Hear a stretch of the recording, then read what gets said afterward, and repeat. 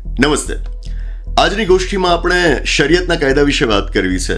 એક અગત્યનો ચુકાદો શરિયતના કાયદા વિશે આવ્યો છે કે જેનું ન્યૂઝ એનાલિસિસ આજની આ ગોષ્ઠીમાં આપણે કરવાનો પ્રયત્ન કરીશું. શરિયતનો કાયદો એટલે મુસલમાનોનો પર્સનલ લો. આપણે જાણીએ છીએ કે આપણા દેશમાં હજુ સુધી આપણે એક યુનિફોર્મ સિવિલ કોડ નથી બનાવી શક્યા. એટલા જ માટે આજે પણ આપણા દેશમાં ધાર્મિક સમુદાયો માટે અલગ અલગ પર્સનલ લોઝ અસ્તિત્વ ધરાવે છે. ભારતના બંધારણના અનુચ્છેદ 44માં આમ તો યુનિફોર્મ સિવિલ કોડનું સ્વપ્ન જોવામાં આવ્યું છે. રાજ્યને નિર્દેશ આપવામાં આવ્યો છે કે તે દેશના સમગ્ર વિસ્તાર માટે તમામ નાગરિકો માટે એક સમાન નાગરિક સંહિતા બનાવે. પણ આપણે જાણીએ છીએ કે એમાં કેવી અડચણો આવે.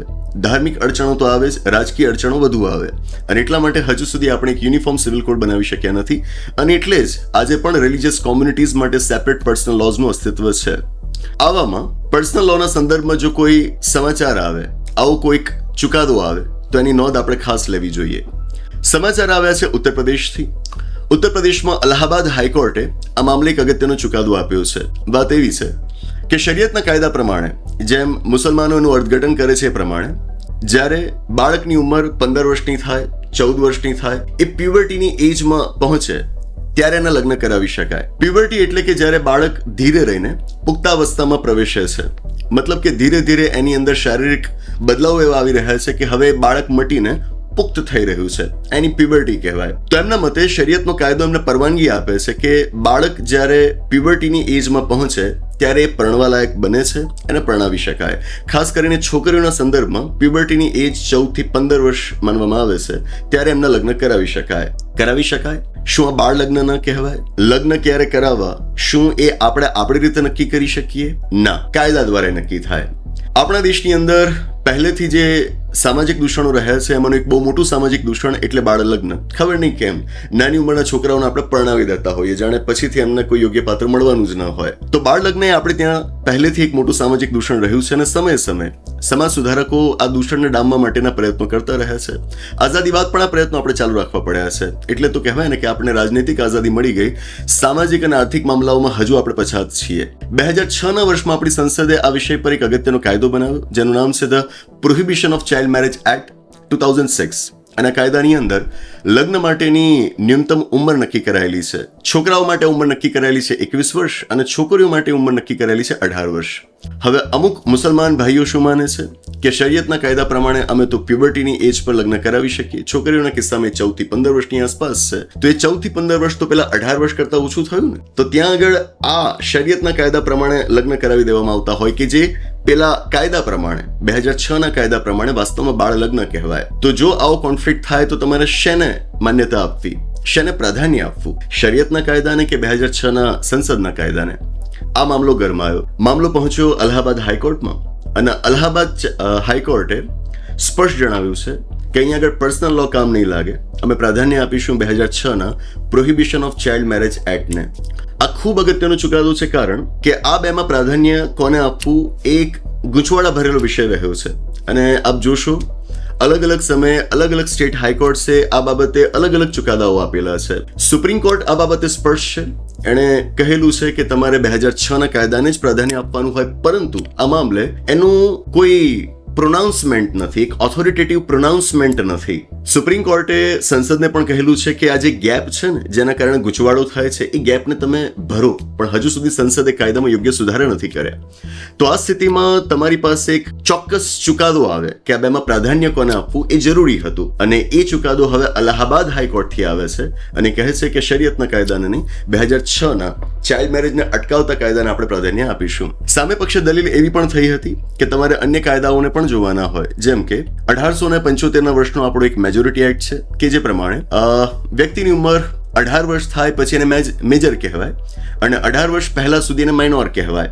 મતલબ કે એ પ્રમાણે જોઈએ તો 15 વર્ષની ઉંમરની કોઈ છોકરી છે તો એ તો માઇનોરની વ્યાખ્યામાં આવે ને. પણ સાથે એમણે દાવો કર્યો કે એની અંદર નોન ઓબ્સ્ટન્ટ ક્લોઝ મૂકવામાં આવ્યું છે. મતલબ એનો એ થાય કે એ કાયદાની અમુક જોગવાઈઓ કે જે લગ્ન, છૂટાછેડા વગેરે વિશે છે, એ જોગવાઈઓ તમે મુસલમાનોના પર્સનલ લોને લાગુ નથી કરી શકતા. કાયદાકીય કોમ્પ્લેક્સિટીઝ છે, એને હું બાજુ પર રાખું છું, સરળ શબ્દોમાં સમજાવવાનો પ્રયત્ન કરું છું. ટૂંકમાં એમનો દાવો એ છે કે મેજોરિટી માટેનો એ જે કાયદો છે એ મુસલમાનોના પર્સનલ લોને લાગુ નથી પડતો. અલ્હાબાદ હાઈકોર્ટ કહે છે કે ભાઈ એ કાયદો છે 1875ના વર્ષમાં ઘડાયો હતો. આ 2006ના વર્ષમાં સાયન્ટિફિક એટીટ્યુડ સાથે નેશનલ ઇન્ટરેસ્ટને ધ્યાનમાં રાખીને ઘડવામાં આવેલો લેટેસ્ટ લો છે. પ્રાધાન્ય આપણે એને જ આપવાનું હોય. જો બંનેમાં ક્યાંક કોન્ફ્લિક્ટ જણાય છે તો આજે 2006નો તાજેતરનો કાયદો છે, નવો કાયદો છે, આપણે એને જ પ્રાધાન્ય આપીશું, જૂની બાબતોને નહીં જોઈએ. અલ્હાબાદ હાઈકોર્ટે સાથે આ વાત પણ ઉમેરી છે કે જો તમે આટલી ઓછી ઉંમરે લગ્ન કરાવો છો, 14-15 વર્ષની ઉંમરે લગ્ન કરાવડાવો છો, તો એ 2006ના કાયદાનું તો ઉલ્લંઘન કહેવાય જ, પરંતુ સાથે લગ્ન થશે પછી એ પોતાના પતિ સાથે શારીરિક સંબંધથી જોડાશે. લગ્નમાં શારીરિક સંબંધ હોય જ, અને જો એ શારીરિક સંબંધથી જોડાય છે તો આનો મતલબ એ થાય કે તમે વધુ એક કાયદાનું ઉલ્લંઘન કરી રહ્યા છો. 2012નો કાયદો જેનું નામ છે POCSO, protection of children from sexual offences act, કે જે કાયદા હેઠળ 18 વર્ષ કરતા ઓછી ઉંમરની વ્યક્તિ સાથે શારીરિક સંબંધ બાંધવા એની સહેમતિ વગર કે ઇવન એની સહેમતિ સાથે એ ગુનો બને છે. તો અહીં આગળ તો તમે વાસ્તવમાં બે કાયદાઓનું ઉલ્લંઘન કરી રહ્યા છો. 2006ના પ્રોહિબિશન ઓફ ચાઇલ્ડ મેરેજ એક્ટનું ઉલ્લંઘન કરી રહ્યા છો અને સાથે 2012ના protection of children from sexual offences એક્ટનું પણ તમે ઉલ્લંઘન કરી રહ્યા છો. કેટલો મોટો ચુકાદો છે, કેટલો અગત્યનો ચુકાદો છે. પર્સનલ લોના સંદર્ભમાં હું કહીશ કે આ ખૂબ અગત્યનો ચુકાદો છે, આપણે એને ધ્યાને લેવું જ જોઈએ. લગ્નની ઉંમર વિશે બહેસ થઈ શકે, જેમ કે 2021ના વર્ષમાં આપણી સંસદમાં લગ્નની ઉંમર માટે એક અમેન્ડમેન્ટ બિલ રજૂ કરવામાં આવ્યું હતું કે જેની અંદર જોગવાઈ હતી કે છોકરીઓ માટે લગ્નની જે ન્યૂનતમ ઉંમર છે 18 વર્ષ, એને વધારીને કરવામાં આવે 21 વર્ષ. અત્યારે શું છે, છોકરાઓ માટે 21 વર્ષ છે, છોકરીઓ માટે 18 વર્ષ છે. તો અમેન્ડમેન્ટ એ લાવવામાં આવ્યું હતું, બિલ રજૂ કરવામાં આવ્યું હતું કે આ છોકરીઓ માટે જે ન્યૂનતમ ઉંમર છે એને પણ છોકરાઓને સમકક્ષ બનાવી દઈએ, 18 વર્ષથી 21 વર્ષ કરી નાખીએ. વિવાદો થયા, જે તે સમયે આપણે એના ઉપર પણ વિડીયો કર્યો હતો, જેના પગલે પાછળથી બિલ મોકૂફ રખાયું છે. અત્યારે એના ઉપર કોઈ ચર્ચા નથી, પાસ નથી થઈ શક્યું. પણ વાત એ છે કે આપણે અહીંયા આગળ છોકરીઓ માટે લગ્નની ઉંમર વધારવાની વાત કરી રહ્યા છીએ.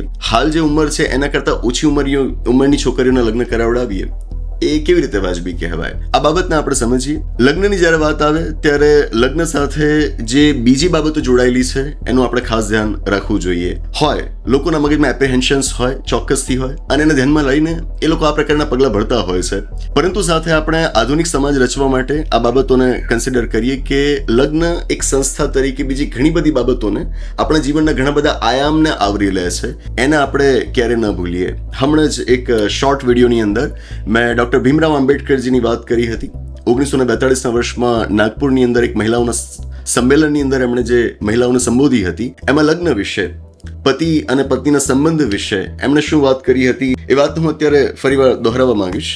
આંબેડકરજીએ કહ્યું હતું કે do not be in a hurry to marry. લગ્નની ઉતાવળ ન કરતા. Marriage is a liability. લગ્ન એક જવાબદારી છે. You should not impose it upon your children unless they are financially able to meet the liabilities arising from marriage. જ્યાં સુધી તમારા બાળકો એ લગ્નથી ઊભી થતી નાણાકીય જવાબદારીઓને સંભાળવા માટે, એને નિભાવવા માટે સક્ષમ નથી, ત્યાં સુધી એમને પરણવા માટે મજબૂર ન કરો. 14-15 વર્ષની ઉંમરનું બાળક શું એ નાણાકીય જવાબદારીઓને સમજવાનું? Let every girl who marries stand by her husband claim to be her husband's friend and equal.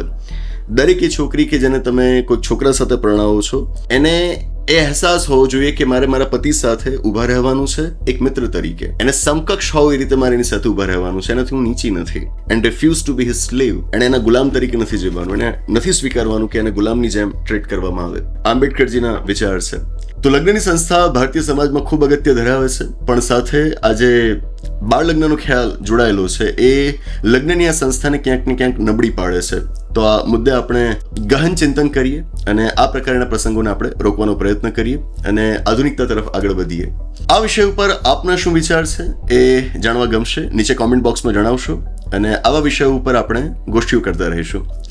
બસ આની સાથે આ એપિસોડને અહીંયા આગળ પૂર્ણ જાહેર કરીએ છીએ. આવનાર એપિસોડમાં આવી જ કોઈક નવી વાત સાથે, એક રસપ્રદ ચર્ચા સાથે, એક નવી ગોષ્ઠી સાથે પાછા મળીશું. આભાર. નમસ્તે.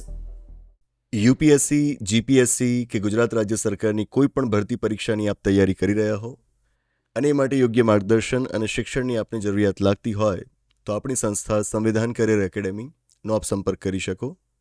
કોન્ટેક્ટ નંબર છે 8469743567. ગાંધીનગર તેમજ અમદાવાદ બંને જગ્યાએ આપણા કેન્દ્રો આવેલા છે.